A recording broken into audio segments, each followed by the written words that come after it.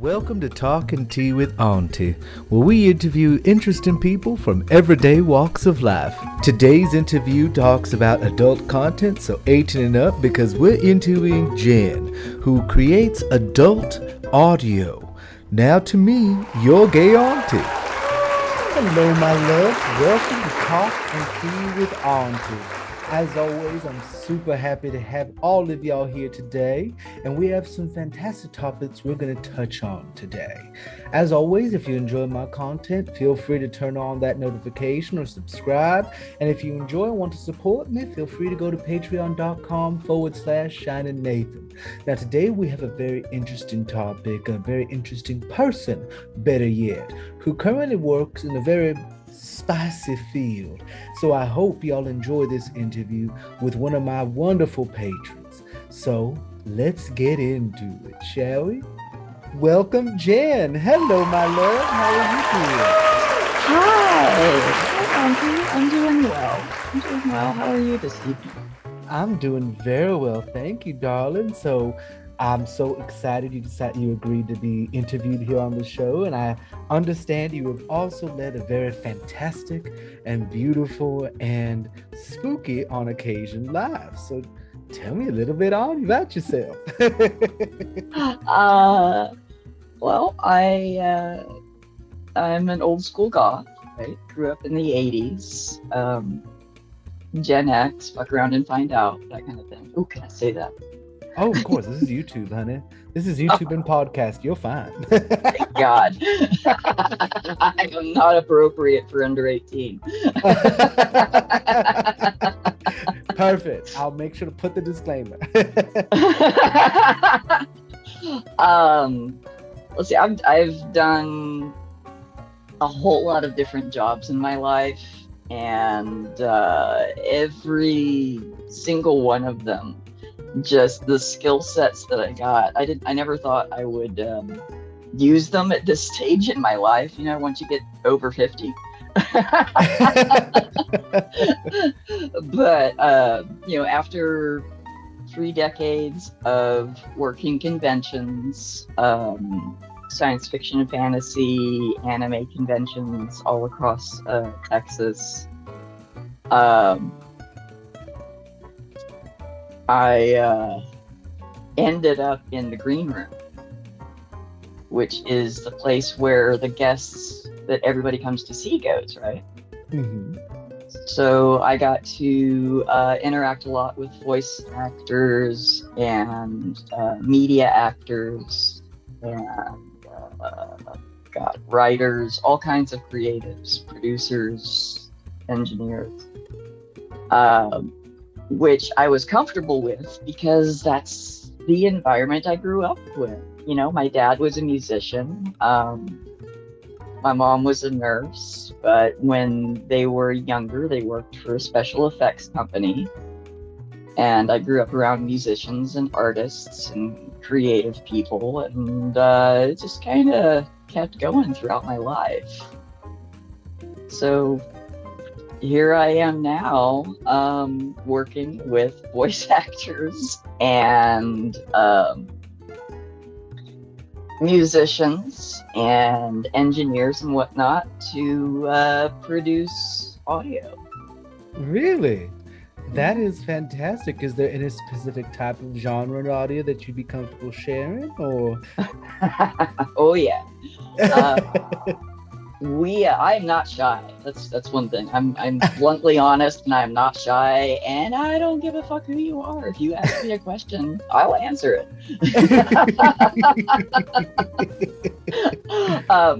I work in the adult audio genre. Most of what we do is male for female point of view, and it's a lot of exploration of the kinky side of life.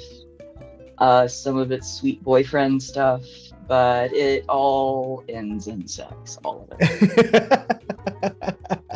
That, and is there there must be such a big demand for just strictly audio. That's what it sounds like, correct?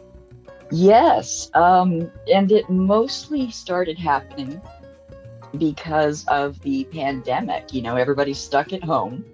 So you wound up with a lot of bored people with the pandemic. It's like, well, let me try audio. And so there's this huge boom, especially in the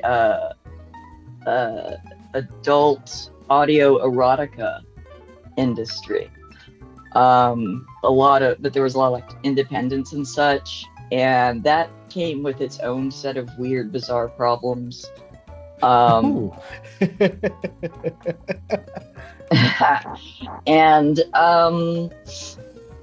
it's still a really young industry. Hi, Brie. Oh, look how pretty. It's still a really young industry. As far as development goes. It really hasn't been, I would say, the last 5, maybe 10 years at the most. Okay. That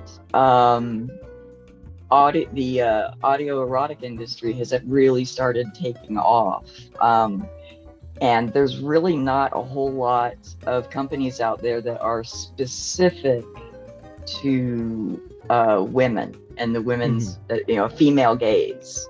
Most of this type of thing is set for the male gaze. So, it's like we're really doing something a little bit different. Yeah. And my question is this like podcast style, or is it more audiobook style, or fan submitted, or author submitted, and y'all produce that author submitted? How does this work?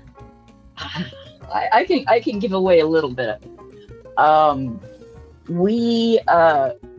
We actually have several writers that we work with on a regular basis. Beautiful.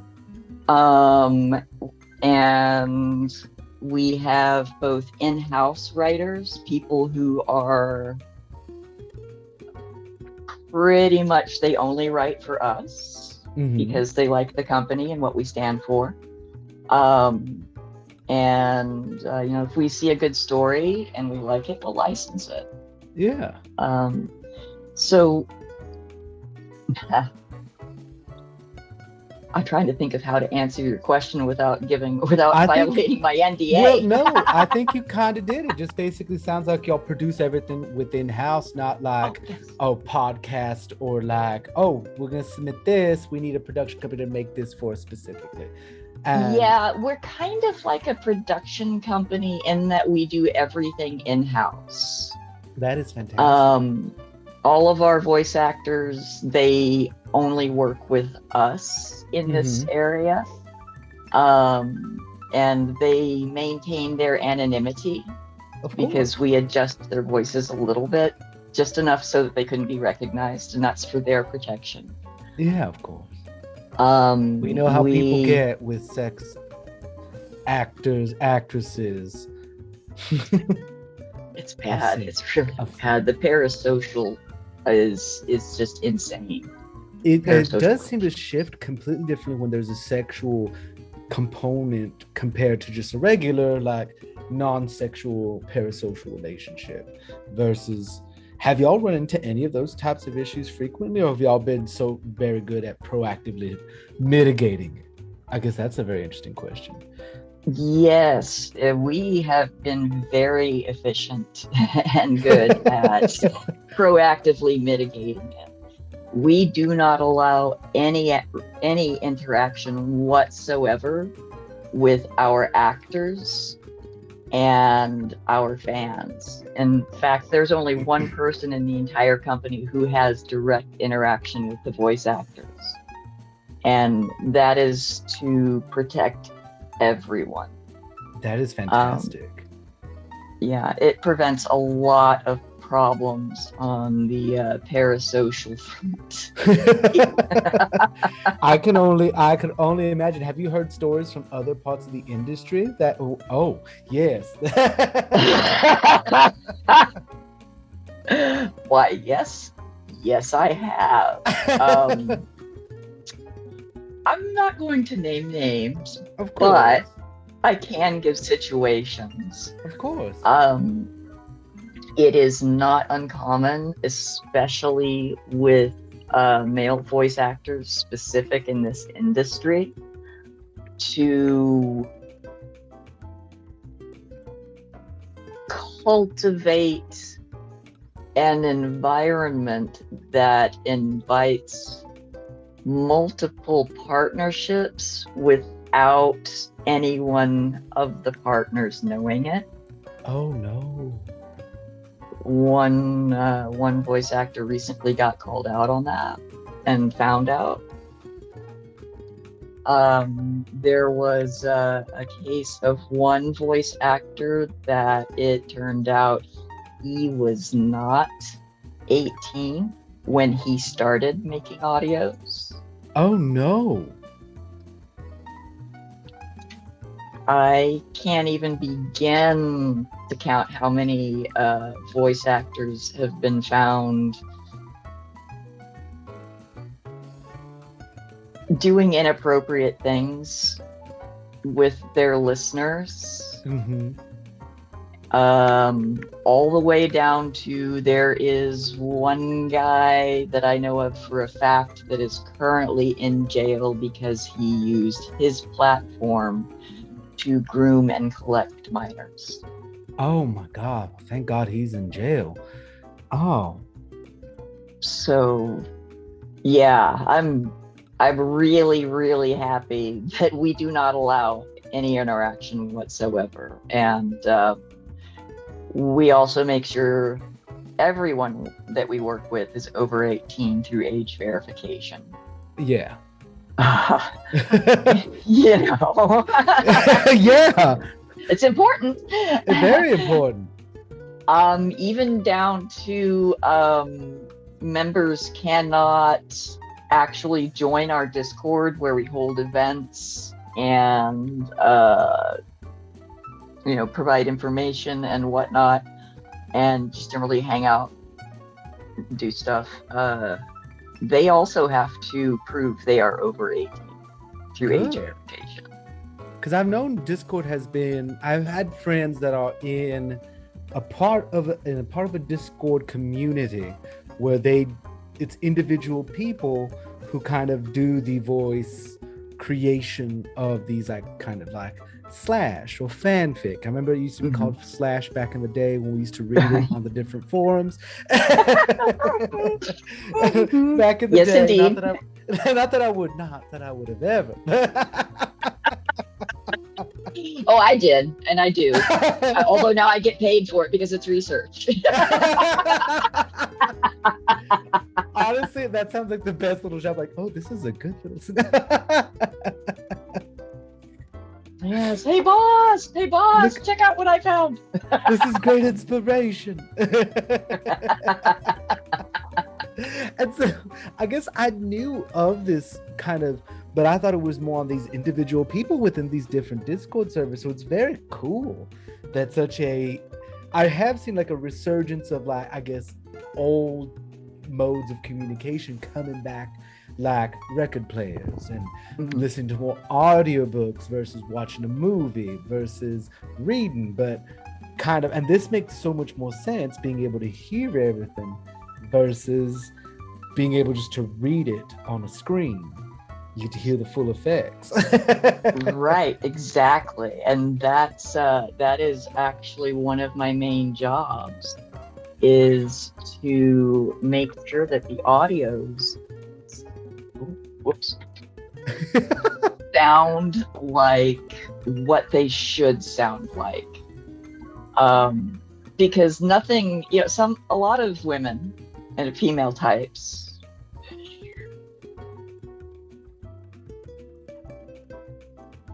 trying to think if there's a better way to say that. Female presenting or people with female anatomy? Thank you. Welcome. A lot of female presenting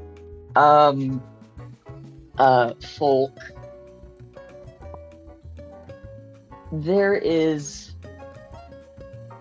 let me start again. Uh-huh, One of go the ahead. things that I learned when I was in early childhood education is how male presenting brains and female presenting brains learn and comprehend differently. Mm-hmm. And with a male presenting brain, it is all based on the action. Mm-hmm. If you marry an action to something, then the retention and comprehension skyrockets. To a female presenting brain, it is more about absorption. I mean, we can sit and absorb anything. We don't have to have an action to it. We have to keep an eye on all of it. So in audio, what that translates to is women tend to be drawn more toward audio and reading because we're in our imaginations. Whereas with male presenting, that's where more of the visuals come in, and that's why most of the adult erotic industry that is visual is geared toward men. So audio really is for more female. And if you get that one sound that isn't right, or it's too loud, or it's missing, or it's mistimed, our brains go, "What's that?" You broke the illusion. You broke the illusion. Yeah, it breaks the illusion, it breaks immersion. So one of my jobs there is making sure that it sounds like it would in real life. And my life history has given me many unique experiences where I know exactly what that sounds like, and that is not it. So you do the full sound effects, music, and everything in this incorporation. Yes. That is cool. Yes. Even down to if someone is walking around you, directionality, that makes a certain sound. It's not just footsteps, it's moving around you. So it goes around the stereoscopic to one ear to the other. Yes. That is fantastic. That sounds like it's a lot of smaller pieces that you're knitting together. It is. It's basically we are building a story. And that is one thing that sets us apart from a lot of others that do this, is that we have a story. You are invested in what's going on. It's not just, "Hey baby, you look good, what you doing? Let's go." No, we like to be warmed up. There needs to be a reason we're into this. And a lot of our storylines come from our members. They're like, "Oh, I want to hear a story about that." So we give that to our writers, and the writers do their thing. And hello again. Really? I just love her coat, so it's perfect. For anybody listening to this, her kitty cat keeps coming up and showing us her beautiful coat.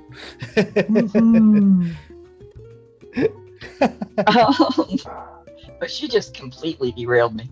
Oh, you're fine. Trying to develop the story and send it off to the writers.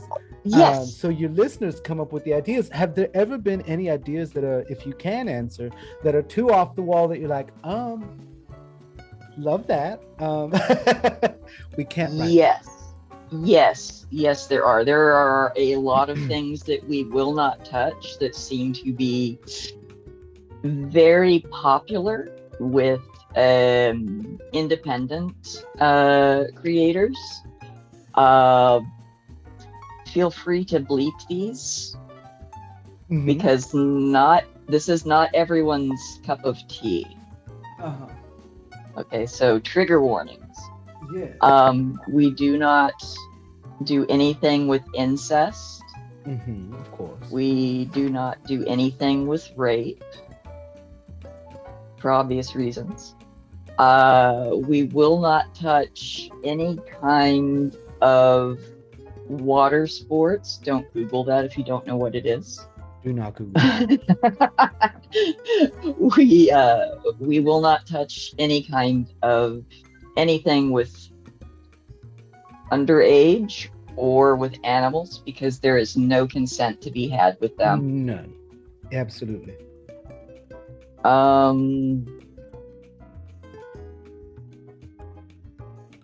Yeah, that really about covers a lot of what we won't do that most people know exists. Yeah.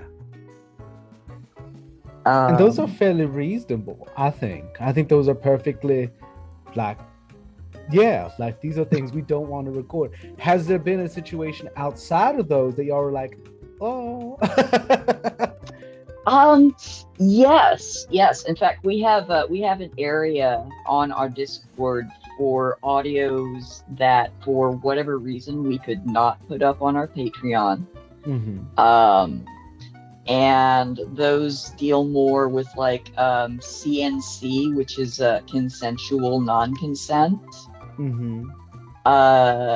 Anything with blood or weaponry. Mm-hmm. We had to pull a whole audio because the voice actor decided to do an improv out of nowhere.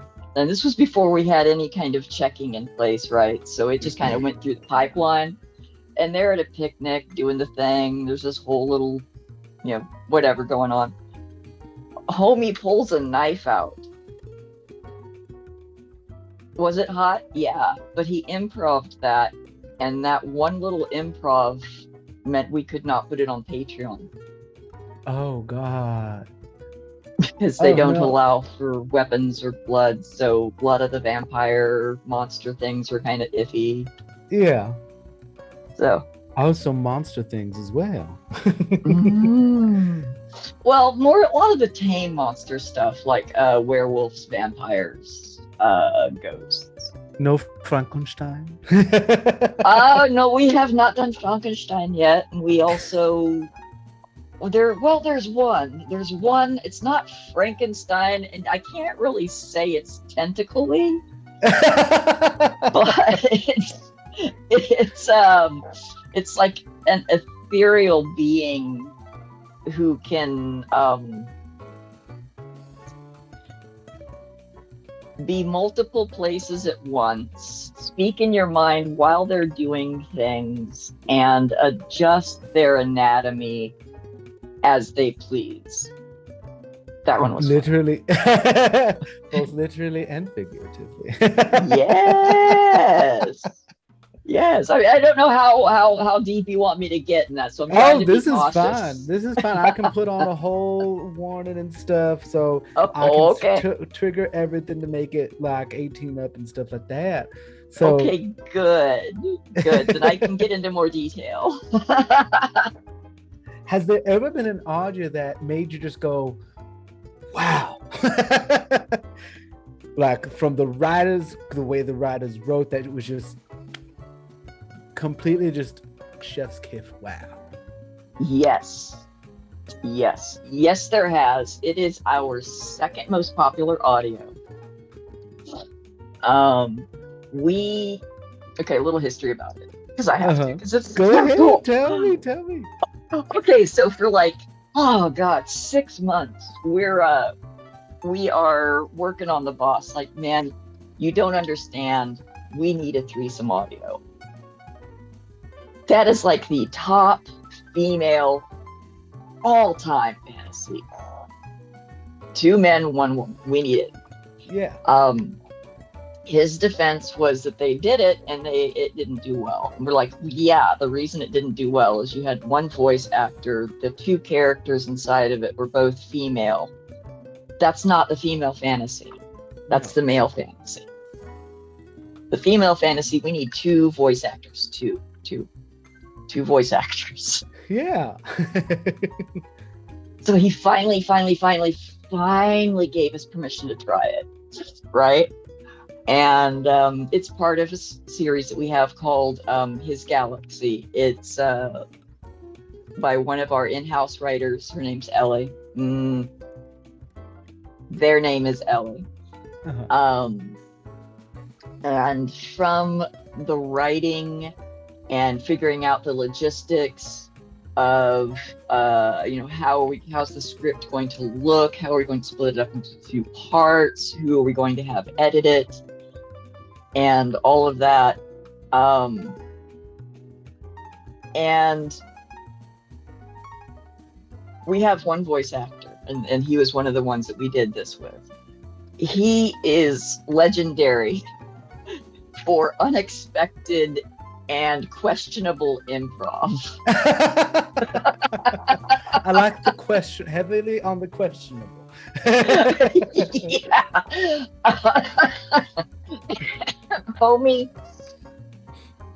Homie gave us an absolute gem. Just as a quick side story, gave us an absolute gem.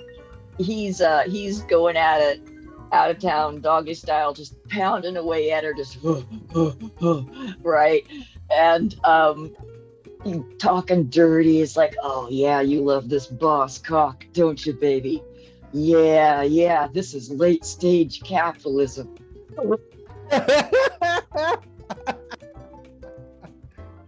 What?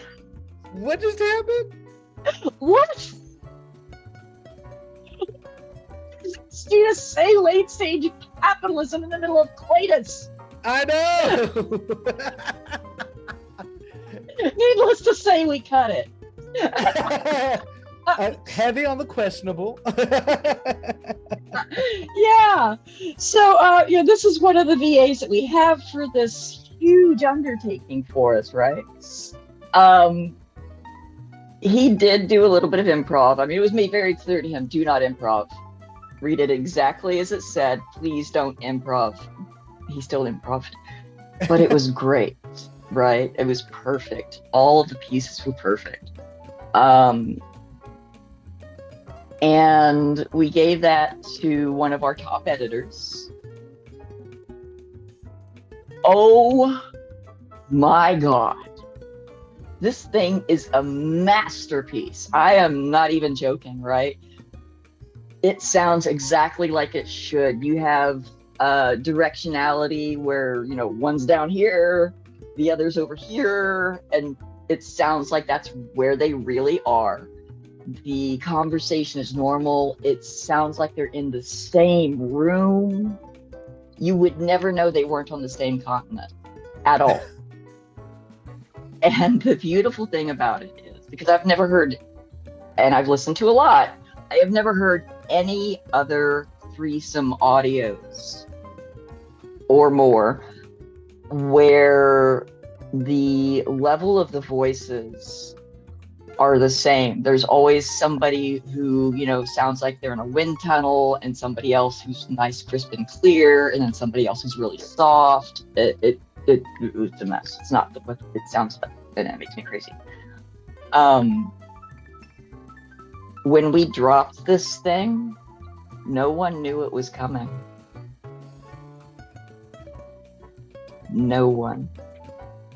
We kept it so far under wraps that not even the other moderators, who we normally say, hey, this thing's coming, be prepared, not even they knew it was coming. The Twitter traffic, the Patreon chat, and the Discord chat exploded for like 5 days. We released it for our anniversary, our 2nd year anniversary, and it is hands down, without a doubt, the thing I am most proud of accomplishing, because it is just, the quality on it is amazing. I'll send you a clip later. You can see what I mean. And that was last October, November, I want to say, when we released it, and there are still comments coming in on it when people discover that it exists. That is Amazing. And it sounds like everything hit like it needed to. Yes, it did. Yes, it did. It absolutely did. My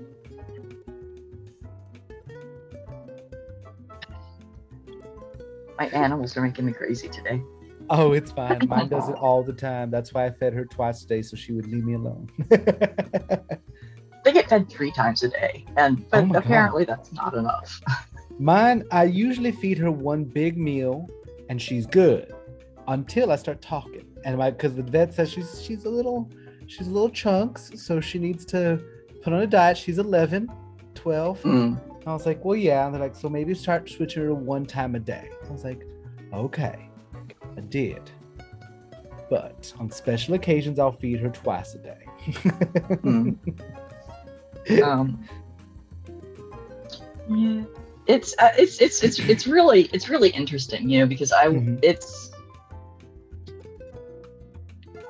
I'm really good at giving feedback, like terrifyingly good at giving feedback, because I went to a school for the arts, in high school and studied jewelry, and so that was like a daily thing for me, giving feedback. So when I started doing that,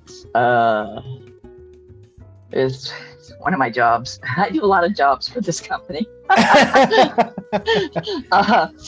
When I started doing that, the quality came up, and that was one of the things the boss tasked me with. He wanted to get the quality of the audio up, and I realized I need to ask, how deep do you want me to go with my feedback?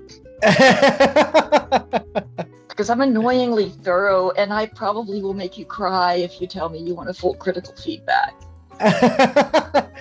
How deep do you want this to go? Oh my God. There is a list of things that I am no longer allowed to say at work. Oh God. What is the short version of that list? Creative juices. I cannot talk about cream pies that you get from McDonald's. Yeah.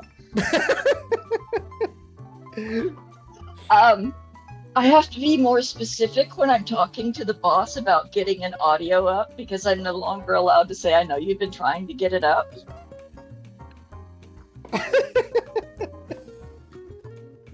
Yeah, there are just certain things we can't say. I'm not allowed to say. Apparently, I'm also not allowed to do a smirking emoji face anymore, because the members read way too much into it. Here's your list of prescribed emojis you are allowed to use. Yes, absolutely. Oh my God, that just sounds like so much fun. So do you create the sound effects yourself? Because I've seen on movies they use like random things to make the certain sound effects. Do you create those, or do you find them? Both. Some of our editors are also Foley artists, which is what you're talking about. It's called Foley. It's named after a gentleman. I want to say his name was Glenn Foley or George Foley. I can't remember. But he's the one that actually invented that art form of, putting a bunch of pop rocks in a pan with some water and stirring it to make it sound like you're cooking. Yeah. That is so amazing. Yeah, we also use a couple of different sound banks as well. And we will, if we can't find the exact sound that we're looking for, we'll pull from 2 or 3 different places and actually build it and then put it in our own private sound bank to reuse later. That is fascinating. How long are these audio are these episodes typically, or stories? How long, like in terms of like length? 10 minutes, an hour, multiple days? Oh my God, days. That would be amazing. Um, Dehydrated too. Um, it depends. It depends. We have everything from a lot of our older audios were like, 15, 20 minutes to 30 minutes. Now our audios are more somewhere between at least a half an hour to like an hour and 15 minutes, depending upon the story and the sex scene and the scenario. That is fantastic. How long does it take for you to make these 30 minutes to an hour? Full production, a long time, I'm assuming. Full production can take anywhere from 2 weeks, if nothing goes wrong. Oh, God. To 6 months if something goes wrong, or it is a really heavy technical, like the threesome was, where we had to take 2 different audios, put them together, make sure it sounded natural, and then make the world around it. Okay. Now, I will say we have several series as well. So if you put the time of all of the series back to back, some of our audios are like 5, 6, 7 hours long. Oh, wow. That is cool. That is so amazing. That is so fascinating. It's very immersive. I mean, that's the name of that is our big thing, is it needs to be immersive. It's meant so that the listener feels like they are the person in the story. That is why we do not mention skin tone, hair length, eye color, size, shape, any of that. It's so brilliant. That it can be any person. That is absolutely brilliant. So anybody can slip themselves directly into the character they're listening from the point of view. Yes. The writers alone must be just chef's kiss at being able to do that. Mostly. We have had to have them change a few things, like, not everybody's pussy is pink.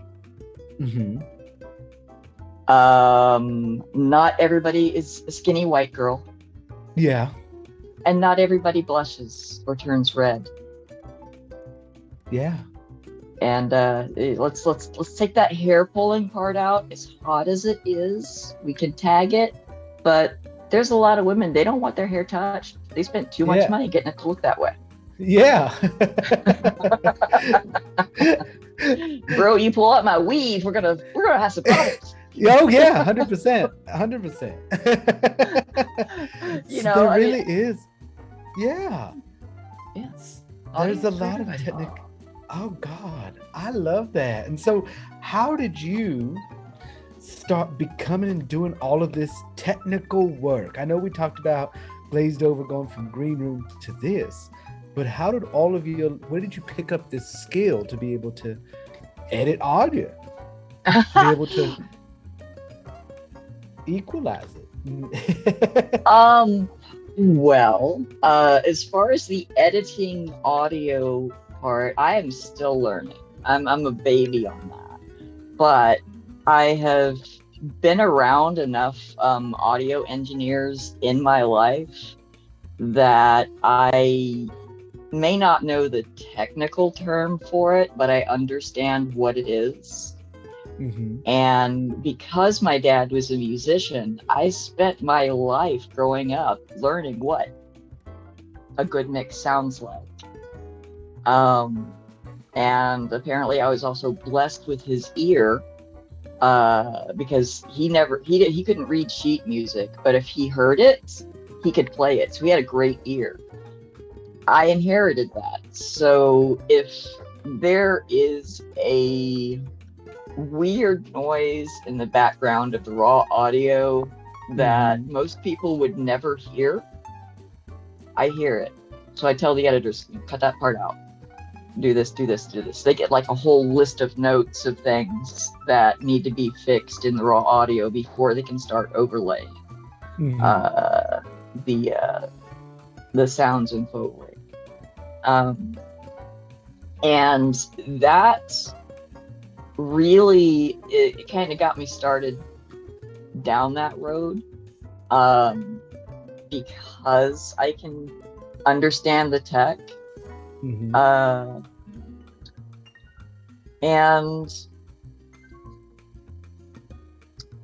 don't know, it's probably 2 decades ago. Yeah, two decades ago. That my husband turned me on to loops and using loops to create music. And so I messed around with that for a little bit. And that was actually my first introduction to computer style mixing. Now you go back to my childhood, Dad's a musician. You've got wall of ancient tech. I'm talking reel-to-reels and 8 tracks and plugs everywhere, and just you plug here, plug there. Okay, here's the microphone, here's your headphones. Sitting there and messing with that when I was a kid, because he gave me my own set to play with. Probably was my first experience with it. Oh wow. And so what does a lovely person who works in producing spicy and deliciously sexual audio do for her spare time? In my spare time, I garden, but mostly you're gonna love this. Mostly I take old damaged vinyl records that cannot be resold and would be basically thrown away, and turn them into art pieces. Things like lotuses and bats in flight and spiders.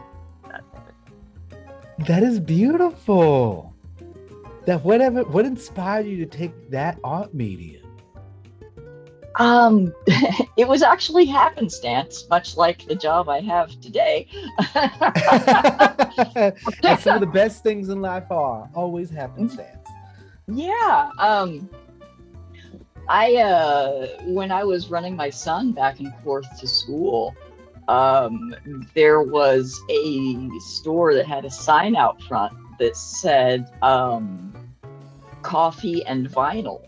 And I'm like, coffee and vinyl? The only vinyl I know is records. So we stopped in, and yeah, it was a coffee shop and a record shop. And it's like, oh, this is so cool. And because it was on the way to and from my son's school, I ended up hanging out there quite often and got to know the owner. And he was like, I've got this project, and I was thinking it'd be neat to wrap this particular column in records. And I'm like, well, I could do that. That's easy. That's just, melting them and bending them just a little bit, right? And that's how it got started. So he started giving me, all of his, I can't sell these, but I don't want to throw them away records. And I brought them home and started messing around, seeing, how far can I bend them? What happens when I do this to them? And that turned into an art form that I do in my downtime. That is when beautiful. I have downtime. Fair. But that sounds like so much fun, and I love that. And you clearly a spooky kid, old school goth. Just a little bit, yeah. Just a tiny bit. Which kind of old school goth were you? Were you full lace or more industrial? More industrial. Ooh, I was a bit of a rivet head. Oh, I love it. I love it because I've had friends that were the very Lolita goth, ones that were more Elvira goth, others that were industrial, and then that was at the beginning of the cyberish, like a little bit of neon, looked very like techie. Mm-hmm. I remember that coming in whenever I was edging out. Yes, same girl, same. I mean, What's bright colored stuff? Ew. bright colored stuff. I've seen some that I think it was there was pastel goth, which is fast. It's cool. I was like, Yeah. I love it, and I see it. It looks goth, but then it doesn't look goth. It's like I went Right. to a haunted house one time, and you're used to blackouts. You're not used to whiteouts. And there was this one room which everything was painted white, and there was things that were painted white, but the whole room was filled with white smoke. So your eyes are like, I can see, but I can't see. And so I remember that. So it was that feeling like you are in all pastel pink, but I know you're goth. I'm so confused. I am. And so, as somebody who's goth, have you allowed any of that to come into your work and like suggesting stories? Have you been able to suggest any goth stories? Oh, maybe, maybe not. There's yes. We have a long-term storyline that we're working on. That don't tell anybody. That is a club run by demons. Ooh. Yeah. And so, is this your fantasy one, or is this one that you just suggested? It is along the lines of one of the ones that I suggested. Okay. And you get one episode a year in October with a different demon. Ooh. Because they can only come and show up on that one night every year. So it's full. I love that it's fully immersive in a way, and like a big special treat. Yeah, and it is the one and only time that we have allowed the editors to change the voice actor's voice. Really?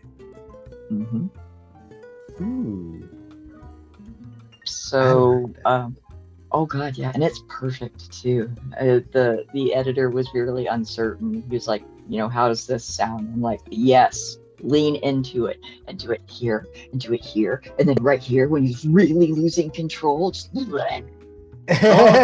was so good. It was so good.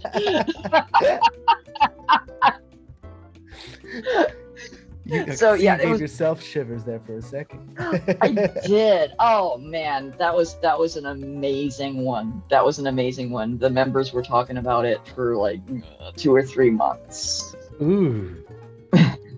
And so, do you have any fantasy scenarios that you kept to yourself that you have not wanted to suggest, or have you been able to suggest any fantasy scenarios of your own? Oh, I suggest fantasies of my own all the time. The problem is logistics.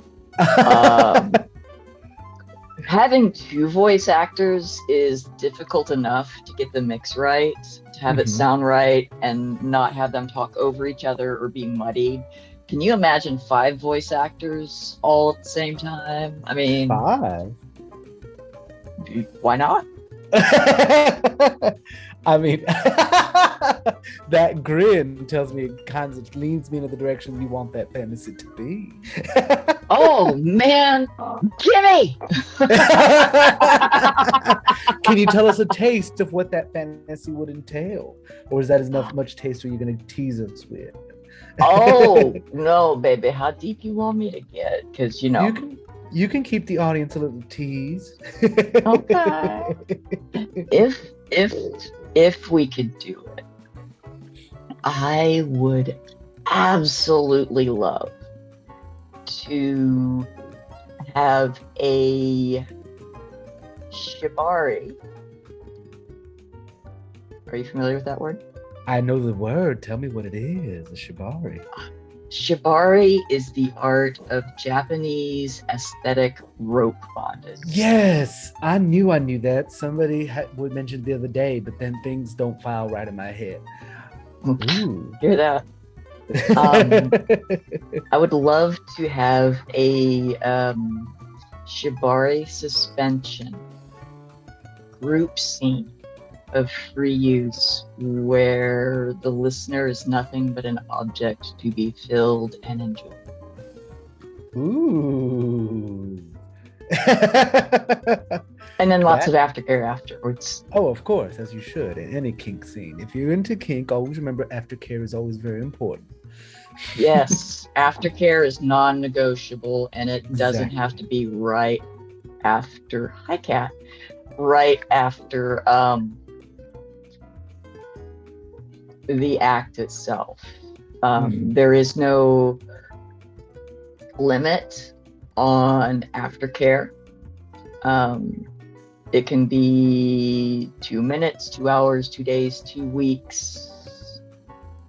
It's important. Sorry, I went in my educator mode there. Oh no, you're fine. You're fine. As somebody who skirted the outer edge of the kink community in Houston for a while, aftercare is non-negotiable. The things I used to live with, I had a roommate who was a pup in the gay community in Houston. For people who don't know, pups there's a whole mentality behind it. But they put on leather hoods or masks that make them look like a dog or a puppy. And they go into a different headspace. And he was a pup. And I was height of my career working as a director of operations and marketing. And I come home from a gala in full tuxedo, and I felt so sorry for the people that were there because I walk in briefcase, full tuxedo, exhausted. I have been on the entire night. I walk in the living room and it is my roommate and 2 of the gentlemen. The 2 gentlemen just are like terrified. And there I am walking in a full black tuxedo, just like, oh, hey, Daddy. so. I know, they were just like, they didn't know what was going on. And he just looks at me there and just like, oh, how was the gala? Great. How are you having fun? They're just like, I guess this is okay. He's like, yeah, good. I was like, can y'all just like not be as loud? Cause I'm gonna go directly to bed after I shower. And he's like, okay, yeah, perfect. Go to I was like, y'all have fun. And I cannot describe the scene I witnessed, but the things I've seen, just know it involved a lot of saran wrap. There was a battery. And yeah. Sounds like some mummification and a little electroplay. Yeah, exactly. Yeah, there's a reason I'm called Auntie Kinky. I never would have guessed.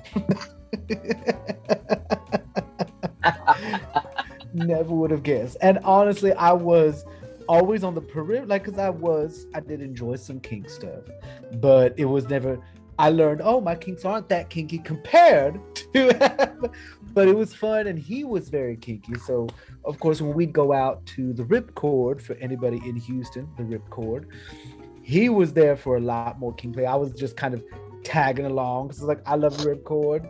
It's a great place, great company.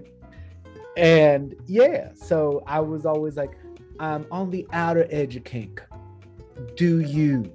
Perfect. And of course, when a gentleman caller would come my way, they would always ask him for permission for what. I'm like, I don't belong to him. He's like, he doesn't belong to me, but he was like, he would lean in over to me. He's like, yeah, they're good people. They're good kinksters. It's okay. You'll be safe. And so I'd be like, all right.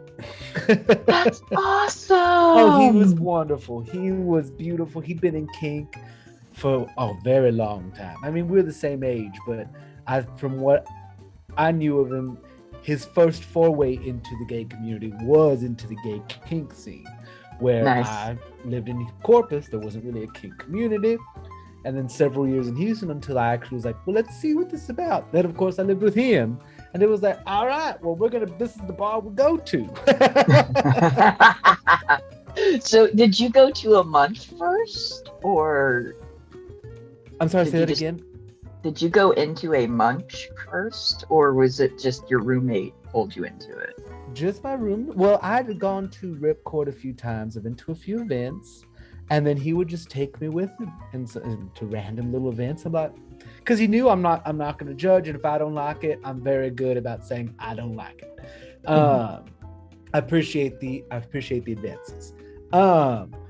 And he was also very good because he'd been in the scene for so long about don't mess with him, bad reputation, bad, just no.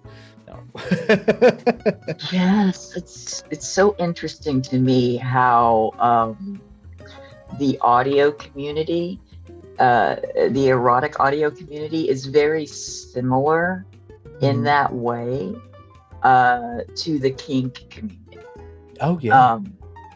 We will tend to police our own. We will out the assholes. Yeah. Don't mess with them. Yeah. No, thank you. We do not wish to work with you. Goodbye. Exactly. You should not play with them. That's fine.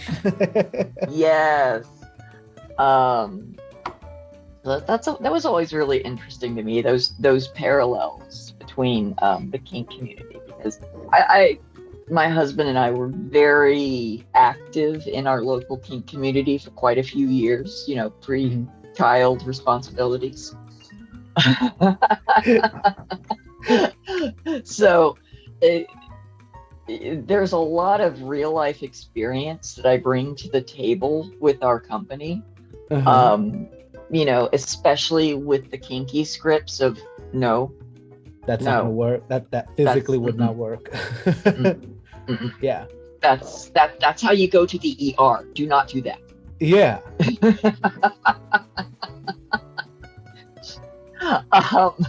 I've actually said that. I've actually said that to the writer and the editor and the boss, and I made 2 PSAs about it and said, if this is something that you want to do, read this book and then buy a gallon of lube. Oh God, I can only imagine. Use it all. Get the one that comes in powder form, and that you Wait, what? There's this one, if I remember correctly, that it's for specifically people who are into FF, and if I remember correctly, it comes in a powder form, and you add either water or you add a water, and it creates like a bucket of because specifically it's for FF, for gay men. Yeah. So okay, then it would be the same thing. Yeah. Only from the female side of it. Yeah. Because there's a body part. Yeah. No, I didn't know that exists. I'm going to go research that. If I remember correctly, it's like a powder form, and you mix it with water or something, and it creates like I remember correctly, because I had a friend who was into that and mentioned it. Mm-hmm. And I personally have no intention of becoming a Muppet, but I get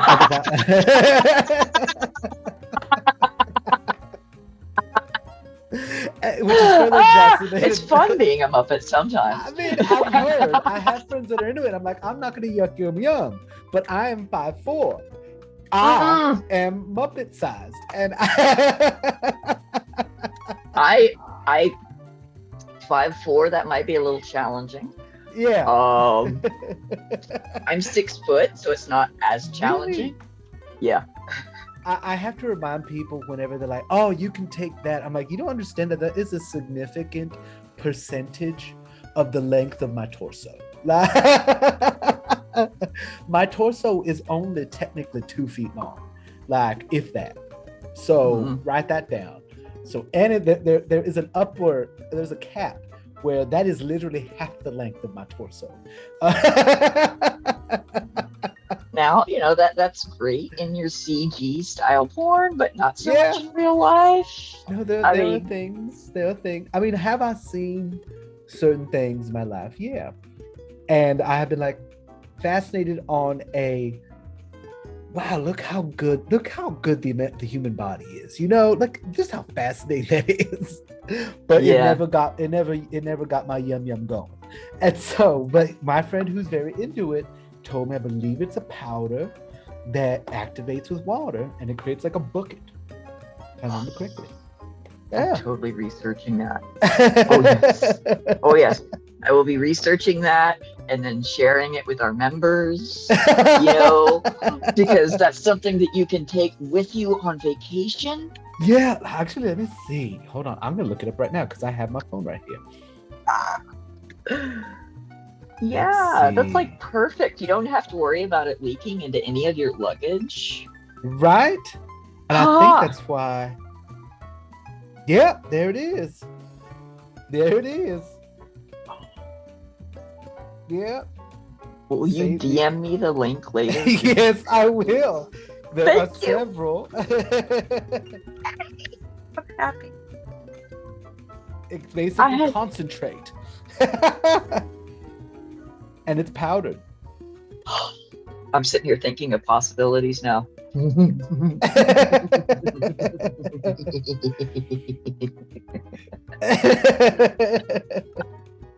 Oh, I'm gonna have fun with that one.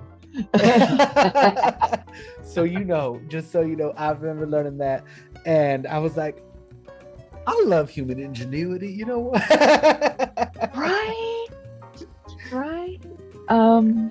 Yeah. So as I was saying, with BFF, yeah, there was an audio where that was in there and it was improper, and that made me crazy.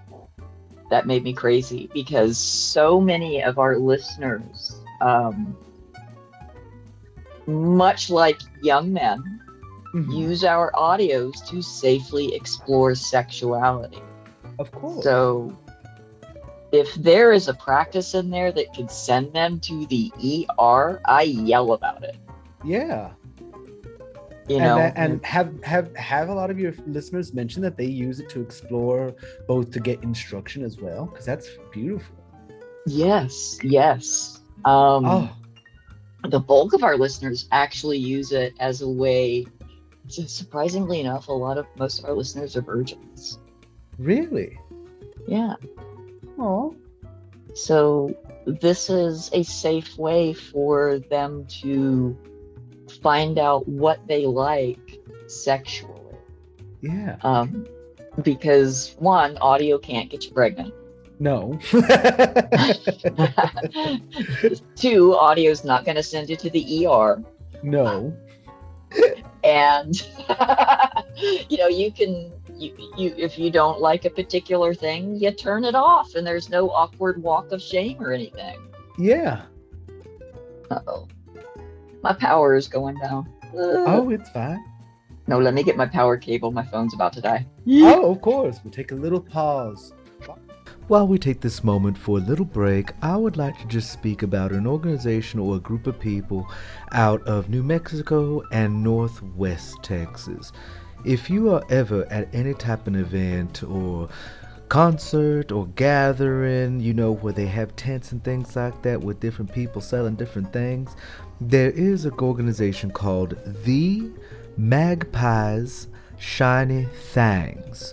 And they put up these tents in order to give a safe space for people who are neurodivergent or part of the LGBTQI community to kind of just have a break away from the hustle and bustle of these types of events, like festivals, etc., etc. So if you're ever going to go to any event in New Mexico or Northwest Texas, feel free to check out the website and look at the Magpies Shining Things. Note, this is not a sponsored post, it's just an organization that I think is fantastic and I think would benefits everyone in those festivals. Now, back to our show. And we're back from our little technical break. Welcome back. Thank you. So being able to teach people in a way through this audio also seems to be another mission that seems to be occurring, and it's rather beautiful. Oh, absolutely. when Rob's the founder of the company. He's the one that started it 3 years ago. It was just him doing all of the writing, none of the voice acting. None. Let me make that clear. None of the voice acting. Rob is not Mr. Robinson.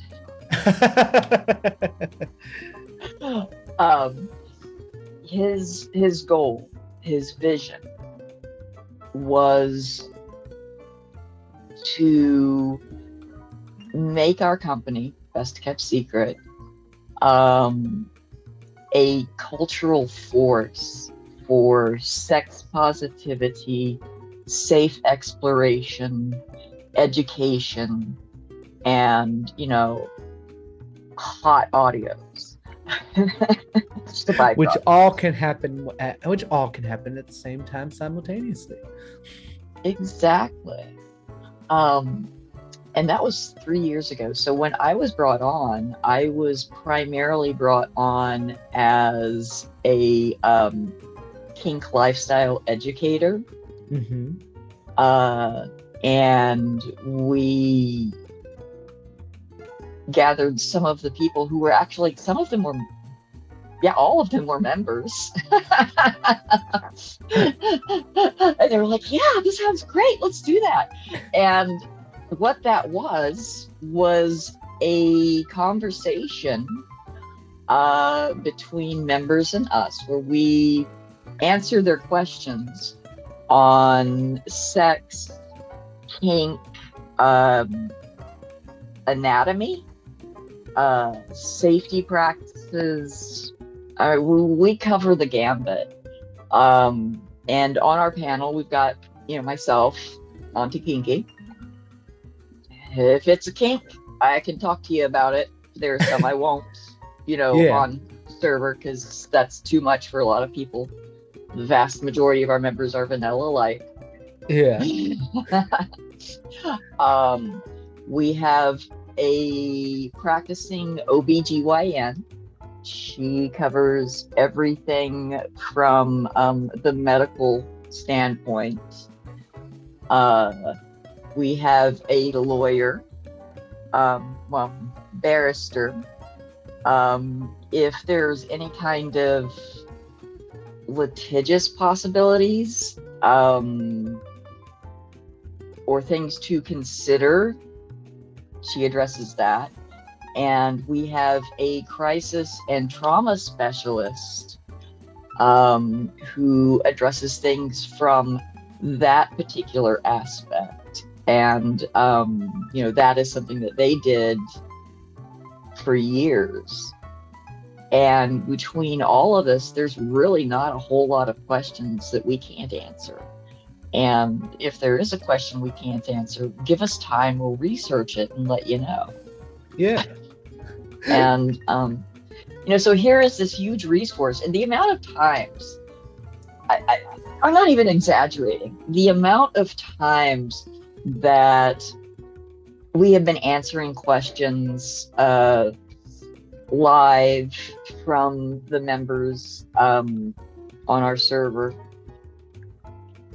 and someone has realized in that moment what their sexuality is, and that they are not alone, and that it is completely normal to be that way. And not only is it so completely normal to be that way, that there are multiple members on our server that are also that way. And to have that awakening of there is a name for this. It is normal. I am not broken. It's a beautiful thing. It's so stunning. It's absolutely beautiful. On the flip side, Mm-hmm. the amount of females that do not know their own anatomy is terrifying. Really?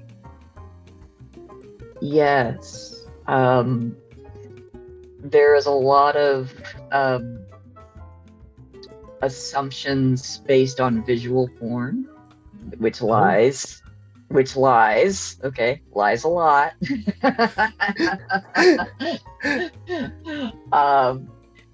that this is the way it should be, that they don't look like all of the other pictures that are in there, so there must be something wrong with them. And their vulvas don't look like all of the vulvas they see in porn. What's wrong with my vulva? Is it ugly? No. No. They're all different. It just is. It is itself. Yes. And the amount of times that we have, and it comes up every single session that we have, and we hold these once a month. Inevitably, there will be someone who has no idea how big the clitoris actually is. Yeah. It's not just that little part that pokes up the front. Yeah. It's this whole beautiful flower-looking thing that's a lot of it's internal, and the G-spot, guess what? That's the back of the clitoris. And, just being able to provide that, where public education has failed, yeah, is huge. Is absolutely huge. Being able to go into, look, this is what's going to happen to your body when you get older. There's a thing called perimenopause. Everybody knows about menopause, but nobody talks about perimenopause. And these are the things that are going to happen. Here's how you can mitigate it. We talk about birth control, different forms. And what is it for people that may be listening or watching? Oh, perimenopause? Yeah. Oh, that is... Basically, think of it like a reverse puberty.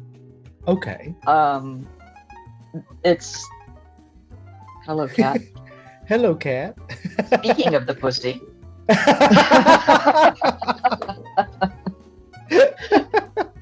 Yeah. Perimenopause is usually like anywhere from 2 to 6 years before menopause. Mm-hmm. All of your hormones are going insane. This is when you're getting your hot flashes, your crime scene periods, you're having weird cramps. You could go and have like a cycle that's twice as long, 3 times as long as normal. You're going to be passing lots and lots of extra matter. Swear to God, you'll think you're dying. There's got to be something wrong with the amount of stuff coming out from down in there, right? And this is the body basically preparing to drop that last egg and be done. Yeah. We're shutting the factory down. Yes. And that's the point where it's really important to monitor your hormones, decide what kind of track you're going to take when you hit menopause, which is when your periods basically start really tapering down, versus post-menopause where you're done. You're done. And so you have to decide, what route are you going to go? Are you going to go with like the estrogen shots and the progesterone creams? Are you going to take a pill hormone replacement? Are you going to go with a vaginal hormone replacement, which is the one that we all recommend because it has the least problems with side effects? Mm-hmm. It's such a low concentrated dosage. But yeah, perimenopause is scary and terrifying, and holy God, how did that just come out of me? Time period in a female presenting, biological female's life, and no one tells you that that's gonna happen. It's like pregnancy. No one tells you all those periods you did not have during pregnancy. Well, guess what? You're gonna have them all at that month. For like a whole month after you give birth. Just grab some diapers, you'll be fine. No one tells you these things, right? Yeah.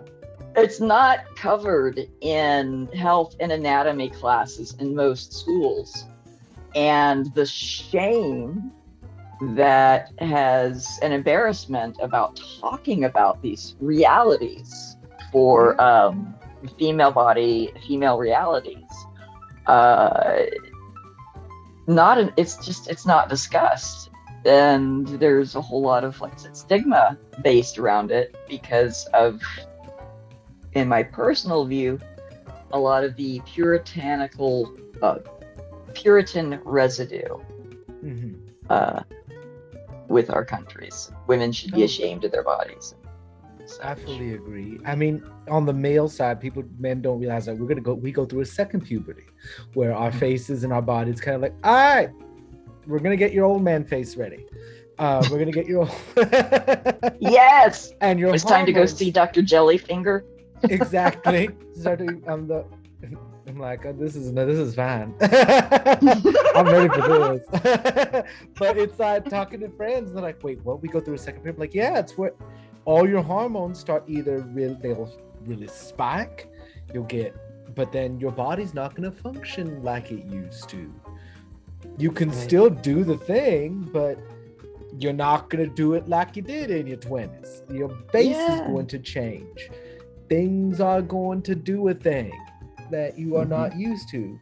Not nowhere near to the same extreme as for female and women, but it's still like, guys, you realize that, and I started to see the changes in my own body as I'm now 35, going to be 35 less than a month. And it's like my body doesn't lose weight like it used to. Like it distributes weights differently. My face is doing things differently. My libido is significantly different. And so it's just this, and we are done such a disservice in our health and sex health classes that just regarding what our body is going to do as we get older, that no matter who you are going to have to face it outside of the act of sex. Like our body's going to do it regardless. Yes, exactly. There's no stopping it. No. And that it's a lot of, educating a lot of the members on the realities of, if you have a body, this is going to happen.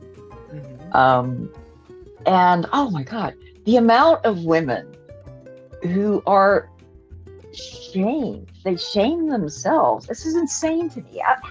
This is insane, okay? The amount of women who shame themselves because they cannot achieve orgasm through penetrative intercourse. It is crazy.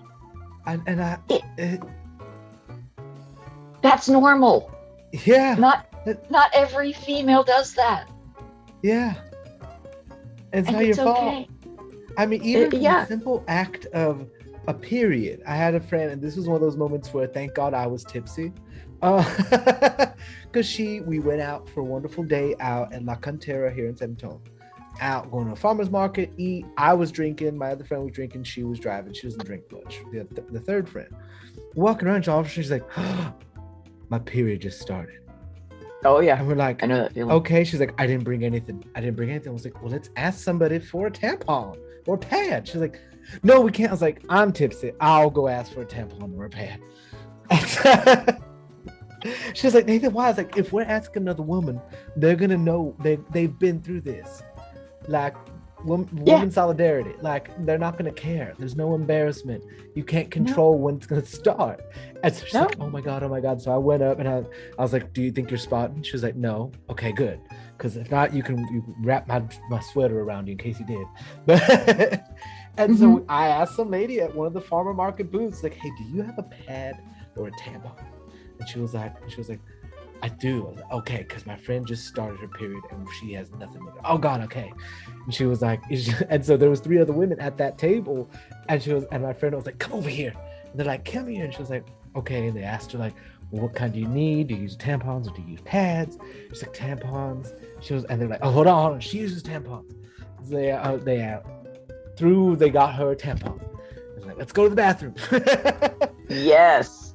And so Straight it's up just, network emergency. exactly. And there's seeing the shame that she would not have asked. She would not have asked. She would have ended her whole day and gone home because of that. I'm like, no, there's no reason. You can't control what your body's gonna do. It's natural. Mm-hmm. It's natural. You have periods, babe. Yeah. And I was tipsy, so I was like, I'll ask. Yeah, the amount of shame is, especially around female sexuality, is just hello, kitty pussy. cat. She's such The amount a of little pussy. Oh God, yeah, it's one of our favorite lines. Are you allowed to say that? Yes. Oh yes. There is, while there is a lot of imagination in our audio, when it comes to the sex part, we're very explicit.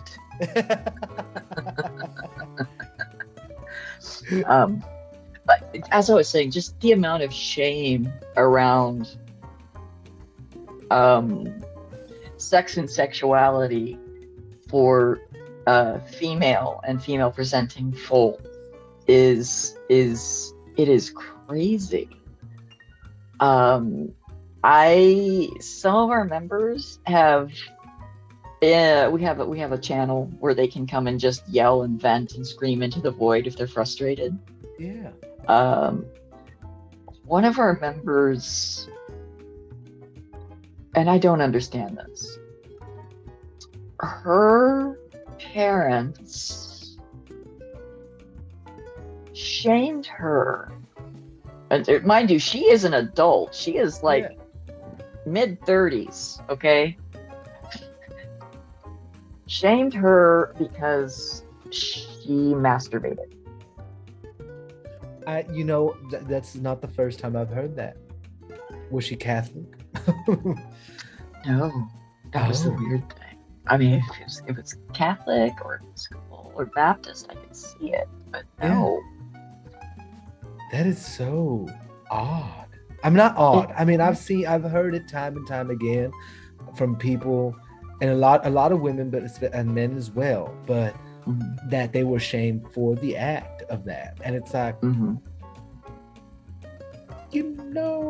like it is normal, it is natural. Animals in nature do it. Yeah. We're mammals.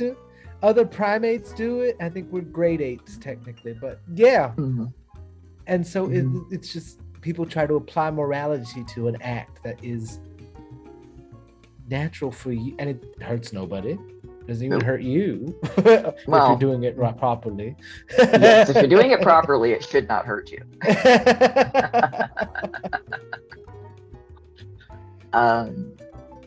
It's I don't know, it's been really interesting for me, and I'm really, really grateful to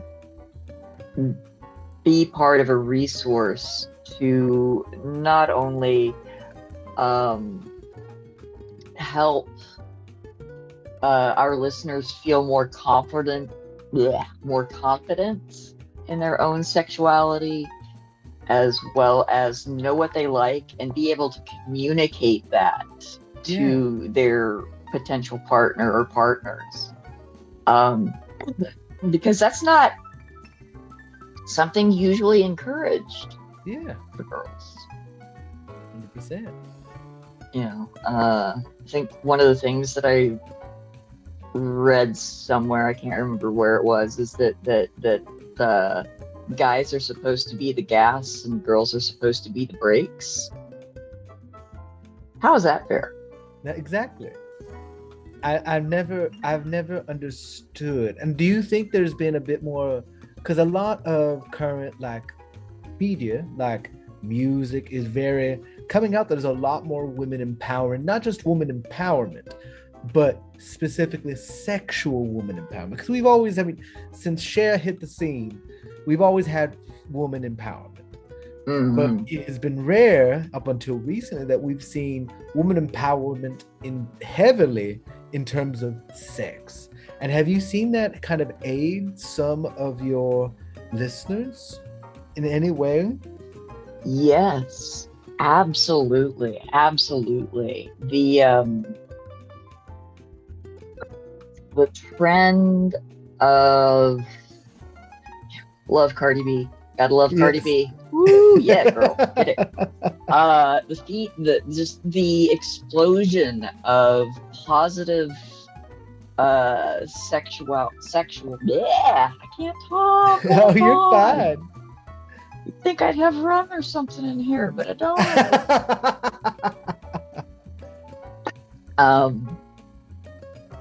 Just the amount of female and female presenting artists who have really started owning their own sexuality and empowering others to be positive about their own sexuality has definitely increased, I'd say, in the last 25 years. Mm-hmm. So that is no longer quite as shocking. I mean, look at when WAP came out. Oh yeah. There weren't pickets. No. It was celebrated. We started remixing it with jingle bells. Yes, it was a really great thing. So I'm really enjoying I'm gonna call it the Rosie the Riveter attitude. To riveting yourself. Yes, we can do it. That I have been seeing emerge, especially in younger generations, where they are embracing what they like and not being ashamed for it. And when they are shamed for it, pushing back. Yeah. Instead of shrinking away. And taking that shame onto themselves that someone else is trying to project onto them because of their particular moral values, instead of saying, not my kink, that's okay, that it's your kink. Yeah. Or, whatever it is. And I think that audio has definitely increased that. Because when the pandemic hit, what else are you going to do? You're going to sit at home and listen to things. Yeah, exactly. And watching the same things that everybody else is watching can get boring. Yes. Oh, God. Tiger King. Oh, my God. I was so tired of hearing about that thing. Holy I was crap. so addicted. I'll admit it. Probably because I was so tipsy the entire time. But oh God, who wasn't? It's like, I don't have to drive anywhere, so I'm gonna start being drunk at 2 in the afternoon. This is perfect. It's 7 p.m. in Taipei. Time for a drink. I'm not even gonna lie. Like, I started pandemic with a 6-pack. I ended pandemic knowing how to bake. And the amount of hobbies that came out of the pandemic was crazy. Oh God. And it was that kind of realization, like, this is what we're supposed to be doing, like vibing, eating, doing random happy shit, and that's it. Yes. That's the goal. I spent so much time in that little apartment, just kind of like, what's my next hobby? I'm gonna make a random thing out of cardboard. That's what we're gonna do.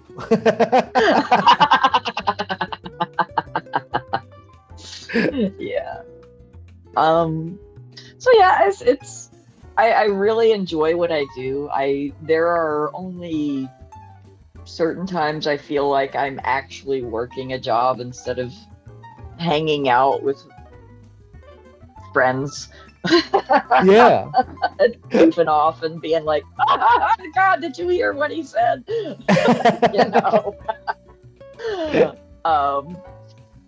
And I've been with the company for like a year and a half, almost 2 years, Mm-hmm. I want to say. Yeah, and the company's only been around for 3 years. That's awesome. You're right into it. I did. And, my life made me uniquely suited for this work specifically. Yeah. It And so really did. and you find so much joy in it. And that's really what matters if you can get lucky enough to find that, hold on to it. Yes. The only time I really feel like I'm working is when it's 4 a.m. and I'm typing notes to an editor in both Spanish and English, because English is my first language and Spanish is his. Oh God. Oh my gosh. So on this note, we're about out of time. What would you like to leave anybody who has been listening or watching once we finish editing and everything? What would you like to leave them with? A special message or promote something? Whatever it is you'd like to say. Yeah. Do your research. Do your research. And don't count on just one location for your information. Because what you don't know, especially in sex and kink, can kill you or worse. Do your research. Don't leave it up to the other person. Yeah. To do all of the research. Have fun. Experiment. Don't believe visual porn. It lies.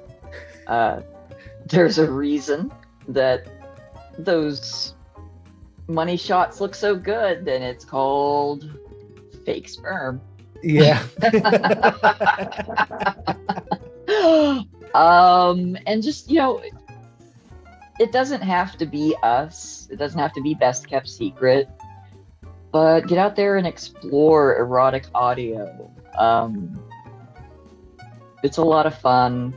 And if you're a virgin, it will help you figure out what you like. Even if you're not a virgin and you're married, which a lot of our members also are, they use it to spice up their love life and think of things to try in the bedroom. So we had a few members that's actually saved their marriage. So give it a try. They can't get you pregnant. They can't give you an STD. And you can always turn it off. Exactly. Well, Jen, thank you so much for joining me. I'll let you get back to your evening with your babies and get to relaxing.